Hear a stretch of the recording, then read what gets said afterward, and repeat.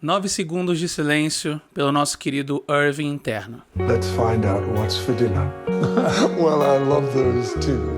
Let's burn this place to the Deu ground. 9 segundos? I want the pain to be over. Não sei. Mais uma semana, mais um episódio de Ruptura. A gente já tá na metade da temporada.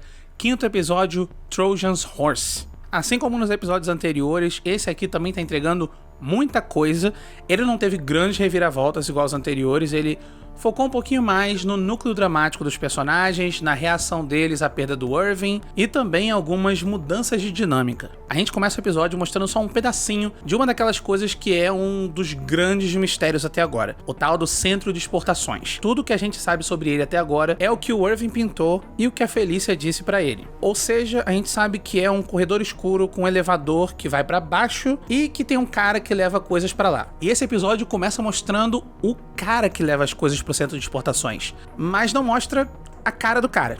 Você não consegue ver o rosto dele porque a direção tá sendo feita exatamente pra mostrar apenas o corpo dele, a silhueta. Você nunca vê o rosto, você vê ele de costas, mas até essa questão da peruca que ele usa, a postura que ele tem, não parece muito com um ator que no IMDb tá listado como esse cara. Ou pelo menos quem eu acho que seja esse cara, porque lá no IMDb tem um ator chamado Bob Benson, e ele tá sendo creditado como o Doutor. Eu não vi nenhum outro Doutor nesse episódio, então eu tô assumindo que seja ele. Então é por isso que eu tô achando que seja uma peruca e ele tá forçando um pouquinho a postura dele. Quando ele chega lá, ele encontra a Felícia e a Elizabeth. Elas estão esperando ele nessa sala que tá parecendo muito mais um necrotério todo azul. Elas abrem uma portinha ali, uma das gavetas, e tiram esse kit odontológico, ou pelo menos parece o equipamento que um dentista usa. Aí ele pega a bandeja, agradece as duas, vai pro centro de exportações e o episódio começa. Tem 3 coisas interessantes pra gente ver nessa cena. A primeira delas é, assim que o homem tá chegando, ele passa por um corredor que revela vários objetos azuis e vermelhos que parecem ali borrachas e canetas, e também 2 tipos de sabão, um translúcido e um verde. Será que essa é a tal da diferença do sabão bom pro sabão ruim que eles mencionam tanto? Sobre o vermelho e azul, a gente já viu essa combinação de cores várias vezes na série, na casa do Mark, a gente vê na Lumon, e como sempre eu acho que seja uma alusão visual, uma homenagem a filmes como Matrix, onde a gente tem essa divisão clara entre a pílula azul e a pílula vermelha. A segunda coisa curiosa é o que esse cara vai fazer com esse equipamento de dentista. Ele pode estar realmente atendendo pessoas lá dentro, ele pode ser um dentista, porque se a gente lembra lá na primeira temporada, onde o Irving leva a Harry para poder conhecer melhor a empresa, e aí ele mostra essa sala com várias telas de sorrisos e dentes de pessoas, e ele fala que são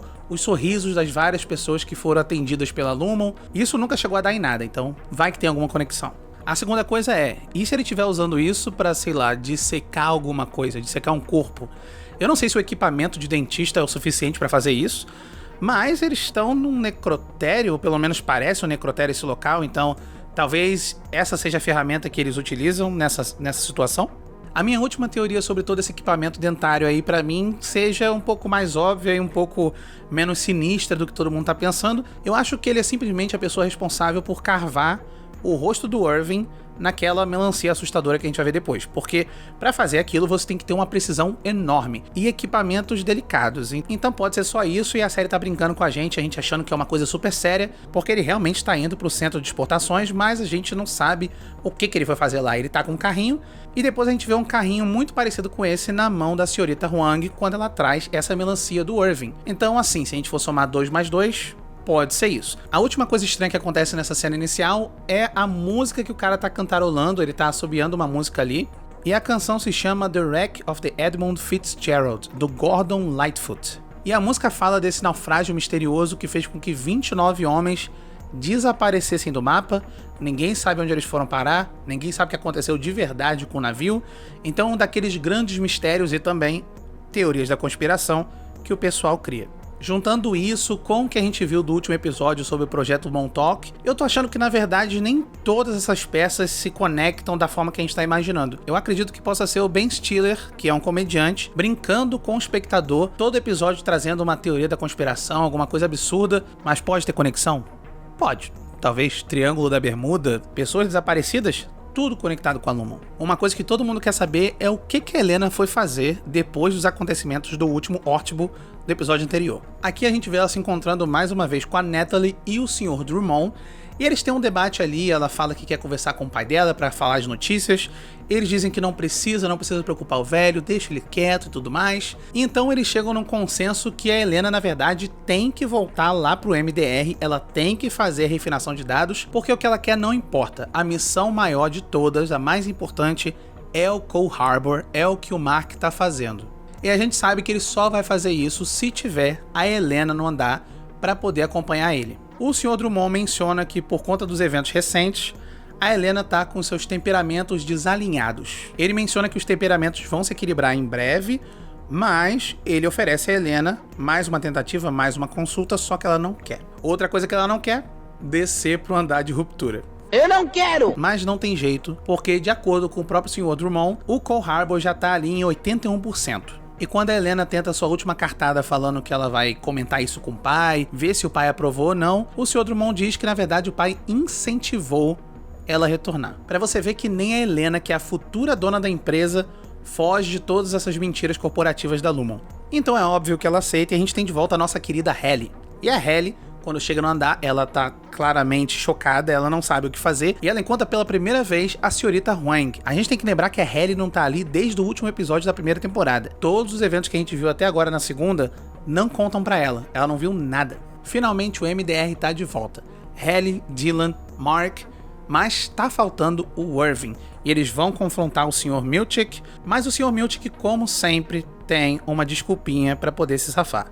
Eles perguntam sobre o Irving e a Helena espiã, e o Milchick nem pensa duas vezes e sai dizendo a verdade. Quando o Dylan já tá de saco cheio, ele começa a confrontar o Milchick e pergunta o que aconteceu com o Irving de verdade. De acordo com o Milchick, o Irving foi num cruzeiro prolongado, o que a gente depois vai descobrir que é mentira. É mentira! E aí o Milchick vem com mais uma das suas histórias bizarras. Ele fala de um tal de Glockshuppen, The Glockshuppen? que é uma peça de roupa comum que ficou famosa porque um rei na Suécia usava ela para se disfarçar entre as pessoas na rua e descobrir os problemas dela e o que elas precisavam de verdade. O Milchick diz que o Kier Egan fazia isso na fábrica de éter e que a Helena também ia fazer a mesma coisa, essa função nobre de se infiltrar entre os funcionários e descobrir o que eles precisam. A fábrica de éter vai voltar nesse vídeo ainda. Depois da equipe perder a paciência e perguntar se o Irving vai voltar de verdade, ele diz que a versão interna não vai retornar mesmo. O Mark fica até surpreso com a honestidade do Milchick, que nunca foi direto ao ponto, e aí o Dylan dá a ideia de que eles deveriam fazer um funeral. Antes de ir para a cena do funeral, a gente tem que mencionar uma coisa bem rápida aqui, que é quando eles realmente voltam para o trabalho. E o Milchick mudou tudo. Agora não são mais 4 mesas, não são 4 divisórias, são 3. E é uma pena você ver que o Irving não tá mais ali, e aconteceu com ele a mesma coisa que aconteceu lá com o Petey na primeira temporada. Eles tiraram a imagem do Irving de todos os lugares. Ele não tá nem nos retratos, ele não tá nem com a sua mesa ali mais. Tem uma pequena coisa que se repete nessa cena que estava acontecendo desde o começo do episódio e continua acontecendo, que é o Mark tossindo. Ele tá com uma tosse tão forte que ele tem que ir no banheiro e a Helena segue ele pra poder perguntar o que aconteceu, como que foi a contingência extraordinária, mas o Mark não dá bola pra ela, ele na verdade ignora ela e depois ele dá uma confrontada dizendo que não sabe nem quem é a Halle mais. Tem um jogo de câmera bem legal nessa cena, onde eles mostram a Halle sendo refletida no espelho, então cria aquela ilusão de que o Mark tá falando com duas versões da mesma Halle. Ela obviamente tá confusa e o Mark não quer conversar porque no episódio anterior ele teve uma cena romântica com a Helena e agora ele tá nesse conflito interno do que ele faz. Antes do funeral acontecer, tem os preparativos, e a cena dos preparativos é bem curtinha, mas é uma das minhas favoritas do episódio porque você vê o Milchick e a senhorita Huang conversando ali, debatendo num jeito mais descontraído, e ao mesmo tempo você vê que eles não se dão muito bem. Eles estão preparando ali o que o Milchick chama de kit de luto, onde eles preparam banner, vídeo e uma canequinha temática para cada um dos funcionários. Nessa cena tem um momento muito interessante da senhorita Huang confrontando o Milchick, dizendo que ele não deveria ficar tratando os funcionários como se eles fossem pessoas. Então para ela eles nem mereciam dar um funeral pro Irving. Se você achava que o Milchick era frio, você não conhece a senhorita Huang. Depois dela dizer isso, o Milchick fala que ele não pediu a opinião dela, isso é uma coisa dele, uma decisão de gerência, até que ela retruca dizendo que a avaliação de performance do Milchick tá chegando. Isso é muito importante porque a gente sabe que ela vai dedurar ele nas coisas que ele fez. Do mesmo jeito que ele fez com a Cobell. Então a gente segue pro funeral do Irving, com os 9 segundos de dedicatória que ele merece. E o Dylan faz um lindo discurso pro amigo dele, com vários trocadilhos também pra zoar o Miltic no caminho. E uma coisa interessante e divertida que tá acontecendo nessa cena é que lá no fundo tem uma televisãozinha com o Irving dançando na frente de uma cortina vermelha, que obviamente me fez pensar em Twin Peaks.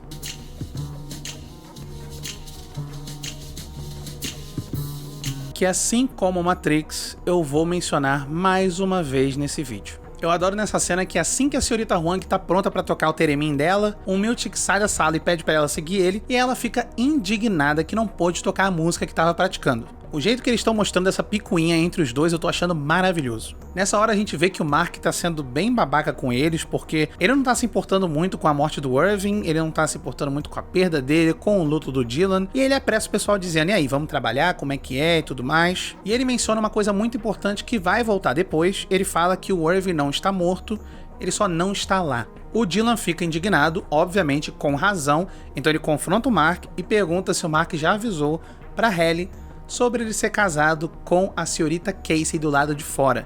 Lembrando, a Halle não sabia disso até agora. You tell her Miss Casey's your wife yet? Wait, what? Experimentei e gostei. E por isso troquei.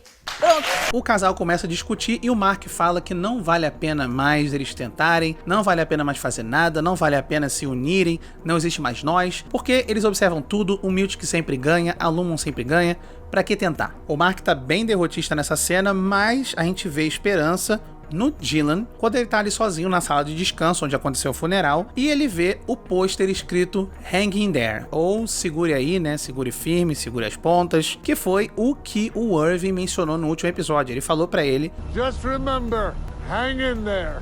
ele pega o pôster, tira do lugar e encontra o desenho do Irving que ele tinha feito sobre o centro de exportações, e na parte de trás do papel tem toda a direção que você tem que seguir para poder chegar nesse centro. A minha dúvida é, será que ele foi lá com a Felícia e foi anotando no papel todas as direções, esquerda, direita? Ou será que a Felícia sabia toda essa direção de cabeça e contou pra ele? Eu tenho cuca. Indo pro nosso querido gerente, o Sr. Miltic, finalmente a gente vê como que foi a avaliação de performance dele. E quem é o responsável por avaliar ele? Obviamente, a Natalie e o Sr. Drummond. Antes mesmo dele entrar na sala de avaliação, ele encontra a Natalie e pergunta pra ela qual que foi a reação dela quando também recebeu aqueles quadros recanonizados do Keir. É mais uma daquelas excelentes cenas com uma grande atuação dos dois. A atriz que faz a Natalie é maravilhosa e o Miltic consegue ser ao mesmo tempo intimidador nessa cena, confrontando ela, mas também você vê que tem um pouquinho de simpatia ali. Esse ator que faz o Miltic, eu tenho que te contar, o cara é maravilhoso. Uma besta enjaulada! Mas como que foi essa avaliação de performance do Miltic? Tiveram 3 pontos positivos. O primeiro deles dizendo que o Miltic aceitou os quadros de bom grado. A outra coisa é que ele nunca falta, tá todo dia batendo ponto na empresa. E a terceira coisa é que a urina dele tá limpinha. Porém, tem as reclamações que, de acordo com o Sr. Drummond, são anônimas. Mas a gente sabe muito bem quem é que denunciou ele. Eu tô passada, chocada. As 2 primeiras reclamações são muito bobas. A primeira delas é dizendo que ele usa palavras muito grandes e o jeito dele se defender é usando palavras ainda maiores. A segunda coisa é que aparentemente ele sempre colocava os clipes de papel do lado contrário do papel. Então, de acordo com a pessoa que relatou ele, falou que ficava confuso saber onde começava e onde terminava o documento. Mas depois disso aí sim, vieram reclamações que fazem sentido. Ele recebe aí uma advertência por ter acomodado demais a equipe do MDR, tentou trazer um novo grupo de refinadores para o Mark S não trabalhar sozinho, criou reformas para melhorar o humor e o bem-estar dos funcionários, sem contar o desastroso final do Ortbook que ele tentou levar os funcionários para poder conhecer, e deu no que deu.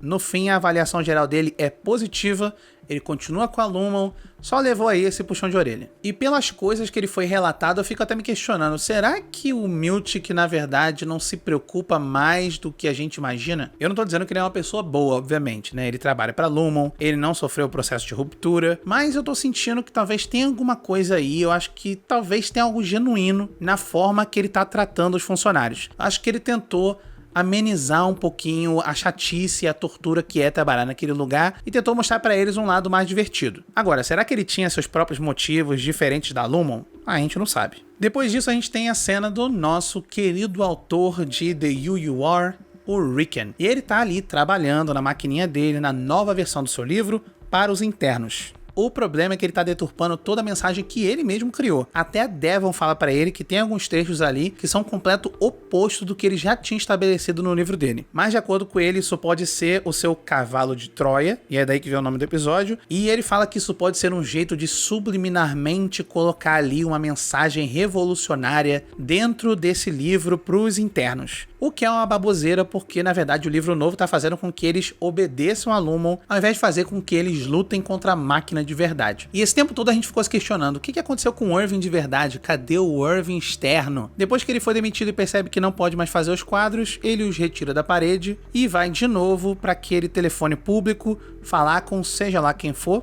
A gente acha que pode ser a Regabi. Nessa hora, de novo, o Burt aparece com o carro dele vigiando o Irving. E na primeira vez que isso aconteceu, eu achei até estranho que o Irving deixou isso passar. Eu pensei que talvez fosse até algum problema de continuidade. O Irving, de repente, foi embora e depois o Burt chegou. Mas não, o Irving sabe que o Burt está seguindo ele. Então ele vai lá, bater de frente com o Burt, e o Burt diz que na verdade o estranho é o Irving, porque ele foi lá bater na porta dele, então ele começou a seguir o cara pra descobrir o que tá acontecendo. Nessa hora o Irving externo descobre que o Burt também foi demitido, ele não se aposentou, como deu a entender na primeira temporada, e logo depois que ele foi demitido não demorou muito pra aparecer esse cara maluco batendo na porta dele, gritando seu nome. Então ele assume que a razão dele ter sido demitido pode ter a ver com o Irving. O problema é que ele ouviu da Lumon que a razão para ele ter sido demitido foi por ele ter sido envolvido num relacionamento amoroso não permitido. Aí a dupla conecta os pontos e eles assumem que os dois lá dentro eram um casal. E lá fora, o Burt fala que isso incomodou tanto o marido dele que o marido cancelou uma viagem deles pra Milwaukee. E a conversa acaba terminando do jeito meio inesperado, porque o Burt fala que, na verdade, ele comprou um presunto que ele deve ter comprado pro Natal e não utilizou, porque a gente tem que lembrar que deve estar em janeiro nesse episódio mais ou menos. E se o Irving quiser, só ir lá na casa do Burt, eles cozinham esse presunto e os três conversam sobre o que aconteceu. O que eles vão conversar?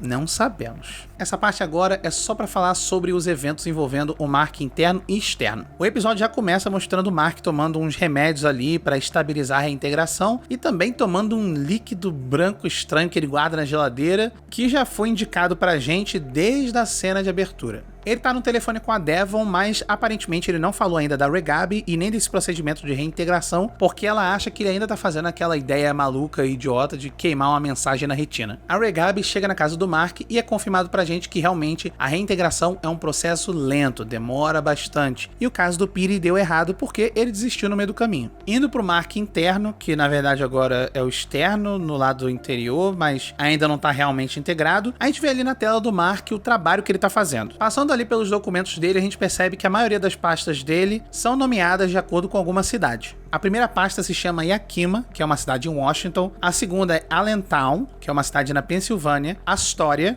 no Oregon. Bellingham, que é em Washington também. Aí a próxima é uma que eu não consigo pronunciar de jeito nenhum, mas aparentemente fica na Austrália. Tem uma chamada Cielo, que parece ser céu em espanhol. Obviamente a gente tem a Cole Harbor, mas a mais interessante ali é uma chamada Chicxulub, que é uma área que fica ali no Golfo do México e ficou bastante conhecida por ser onde encontraram a cratera onde provavelmente caiu o asteroide que acabou com a vida dos dinossauros na Terra. Agora eu não sei o quanto disso é para ser de novo uma daquelas teorias para distrair a gente, ou será que eles talvez extraíram minerais dali, porque daqui a pouco eu vou falar um pouquinho da importância de alguns minerais para essa série. E uma outra coisa é que a gente sabe que esse asteroide, essa cratera em Chicxulub, ela contém ali alguns elementos que, de acordo com algumas pessoas, pode até traçar uma linha que conecta a gente à história da origem da humanidade. Mas o que importa pra gente é o Cole Harbor, e ele chega em 85%. Mas o Mark tá trabalhando tanto que ele sente uma dor de cabeça e decide ir embora faltando 6 minutos. No elevador, ele encontra o Milchick. E o Milchick, ele falou anteriormente pro Sr. Drummond que ele ia apertar a coleira do pessoal. Ele não vai mais dar mole, então ele confronta o Mark, e o Mark tá ali tentando fazer piada com o Milchick, reclamar dele, menciona o jornal falso e como o Milchick é mentiroso, mas o que tira o Milkshake do sério é quando o Mark diz Praise Kier, ou seja, louvado seja Kier. A gente sabe que o Milchick é muito devoto da palavra do Kier, então ele não deixa barato pro Mark e o lembra que ele dormiu com a dona da empresa. E isso vai ter ramificações e consequências que o Mark não tinha pensado até agora. A cara dele no elevador é maravilhosa, é impagável.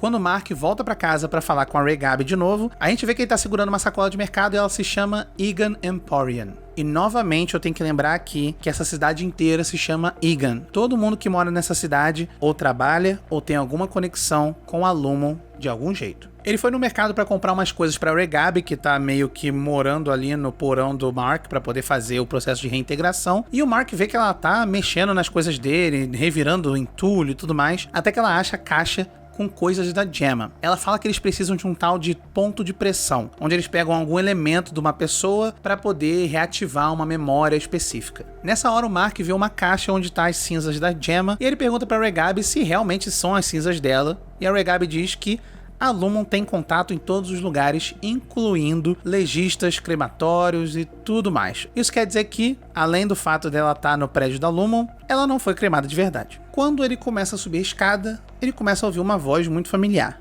Ele começa a ouvir a voz da Gemma, e é como se a Gemma estivesse ali numa daquelas suas sessões de bem-estar com o Mark. Agora imagina o quão assustador é você do nada começar a ouvir a voz da sua esposa que você acreditou que tivesse morrido e descobriu recentemente que na verdade ela tá viva e você tá fazendo um processo de reintegração. É um negócio muito confuso, muito complicado e muito triste pra ele. Enquanto ele tá ouvindo ela falando essas coisas do tipo, você paga as contas antecipadamente, você sabe andar de skate, você já pegou uma borboleta, ele na verdade tem a sua memória fragmentada e ele tá alternando entre visões do apartamento dele e o andar de ruptura. Primeiro ele começa ali no centro de exportações e nos corredores ele dá de frente com a senhorita Casey. E ela diz pra ele, o seu externo será algo. Ela não diz o que ele será.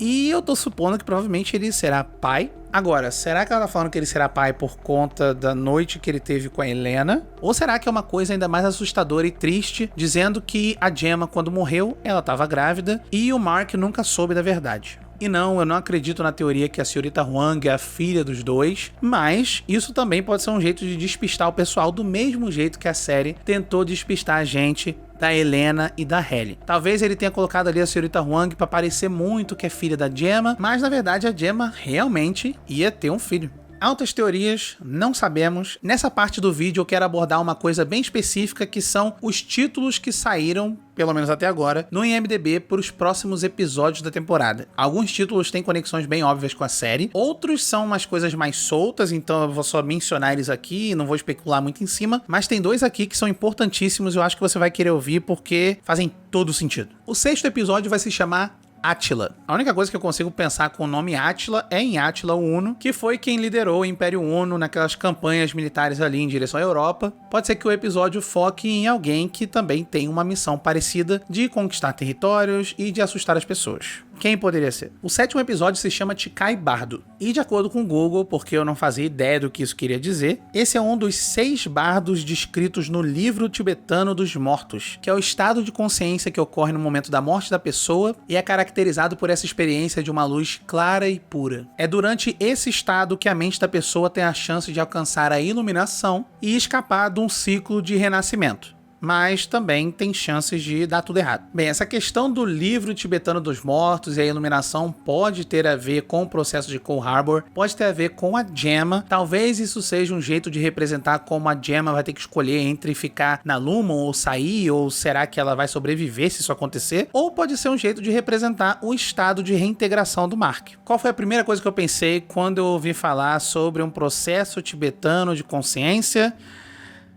Twin Peaks, de novo. Pô, cara, de novo, cara! Em Twin Peaks, o Cooper, o nosso querido protagonista, ele é um fanático pela cultura tibetana. Ele diz que através de um sonho que ele teve sobre o povo tibetano, ele conseguiu descobrir uma forma de coordenar o corpo e a mente para trabalhar num nível superior e adquirir uma intuição muito mais aguçada. Até aí tudo bem, é uma conexão meio exagerada, tudo bem, vai que o Ben Stiller também gosta da cultura tibetana, mas tem um episódio na 2ª temporada de Twin Peaks onde o Cooper tá conversando com um amigo dele, o Albert, sobre o Tibete, novamente, né? E o Albert tá tão cansado dessa conversa de Tibete que ele tenta mudar de assunto e faz uma piada dizendo que na última autópsia eles encontraram várias coisas, incluindo uma cabra dentro de uma pessoa. O 8º episódio se chama Sweet Vitriol, ou doce vitríolo. Essa aí vai para os químicos de plantão. Se você sabe de química, me ajuda com essa, porque essa é a explicação que eu peguei na internet, que eu não sei nada. Mas tem algumas conexões meio estranhas aí, então você me diz se fez sentido ou não. Existe uma conexão entre esse vitriol do título, que no português é chamado de vitríolo, e o éter etílico. E isso não é aleatório porque o Keir Egan trabalhou na fábrica de éter. No século XVI foi descoberto que se você misturar etanol com ácido sulfúrico e destilar a mistura, você produz um líquido de cheiro doce chamado doce óleo de vitríolo. E o título do episódio é Doce Vitríolo. E esse líquido é comumente chamado de éter. Esse éter, que depois de descoberto foi utilizado como analgésico, e a gente sabe que a manipulação química dele acontece desde o século XVIII. E como a Lumon tem aí mais de 200 anos, faz total sentido. E quando eu fui na internet pesquisar imagens ali do vitríolo e do éter e tudo mais, eu vi essa imagem dessa rocha azul, que é como se fosse o vitríolo de cobre. E a gente sabe que a cor azul é provavelmente a mais proeminente na série. Agora, será que esse 8º episódio do Doce Vitríolo vai ser a origem da fábrica Lumon, a origem do Keir Egan? E o penúltimo episódio vai se chamar The After Hours. Quando eu ouvi esse título de After Hours, eu pensei em duas coisas. 1. Será que isso tem a ver com o álbum do The Weeknd? Obviamente que não. E 2. Será que isso tem a ver com o filme do Martin Scorsese, After Hours, que a propósito é muito bom. Mas aí quando eu tava ali pesquisando sobre algum outro filme ou série que tivesse esse nome de After Hours, eu percebi que tem um episódio de uma das minhas séries favoritas, que é Além da Imaginação. Esse é um episódio lá da primeira temporada da série original, que mostra essa jovem que vai numa loja de departamento para poder comprar um objeto. Ela chega no 9º andar, compra esse objeto e quando ela volta pro elevador percebe que essa pecinha que ela comprou tá quebrada. Quando ela tenta voltar pro andar e devolver esse objeto para pedir o reembolso, ela recebe a notícia de que esse 9º andar nunca existiu. I was taken up to the 9th floor. That's what makes it so difficult to understand. You see, we don't have a 9th floor. Mas ela tem certeza que ele tá naquele prédio. E durante essa procura dela, ela percebe que a funcionária que a atendeu, na verdade, é um manequim dentro da loja. É assim mesmo, Além da Imaginação sempre tem alguma reviravolta bizarra. E qual a reviravolta desse? É que, na verdade, essa protagonista, o tempo inteiro, era um dos manequins da loja e ela descobriu que uma vez no ano ela pode sair para viver uma vida normal, mas no fim do dia ela tem que voltar a ser uma manequim. Agora me diz se isso não lembra muito o que está acontecendo com a senhorita Casey / Gemma. Ela é uma pessoa que nunca pode sair do lugar que ela tá, ela é chamada para um andar específico que ela só pode ter acesso por uma pequena quantidade de tempo e na verdade ela nem é tratada como um ser humano. No caso do episódio de Além da Imaginação é um manequim, aqui a Gemma é tratada, sei lá, como um clone ou uma rupturada, a gente não sabe o que é, mas ela não é tratada pela Lumon como um ser humano normal. Então é por isso que eu acho que o último episódio vai ser focado na Gemma ou no andar para onde vão as coisas do centro de exportação. Que eu já teorizei antes que é bem maior do que a gente imagina, eu acho que tem até casas lá embaixo, eu acho que é isso que tá no mapa do Piri. E eu continuo com a minha teoria de que tudo vai virar um grande Westworld no final. These violent delights have violent ends. E o 10º episódio levou o título de Cold Harbor. Vai ser o episódio que vai revelar finalmente o que o Cold Harbor faz, vai mostrar o que aconteceu com a Gemma de verdade, e aí provavelmente a 3ª temporada vai ser focada neles lutando contra a Lumon. A não ser que tenha uma 4ª temporada e aí, sei lá, eles vão procurar a origem dos dinossauros, eu não sei. Então é isso, deixa aí nos comentários as suas teorias de ruptura. Esse episódio foi muito legal porque ele foi um pouco mais calmo, ele focou bastante no drama dos personagens, acho que a gente tava precisando do episódio desse, mas ao mesmo tempo é um dos que eu mais tive coisa pra falar aqui porque eu adoro esse tipo de episódio. Por mais que eu goste de episódios como o anterior, onde a gente tem revelação, eu também gosto quando a série mostra que ela não se importa só com os mistérios, mas dá bastante atenção pros personagens. Me diz aí se eu esqueci alguma coisa nos comentários. Siga o nosso canal, dê like nesse vídeo e apoie o nosso projeto para que a gente possa fazer ainda mais vídeos com mais qualidade. Até a próxima, tchau!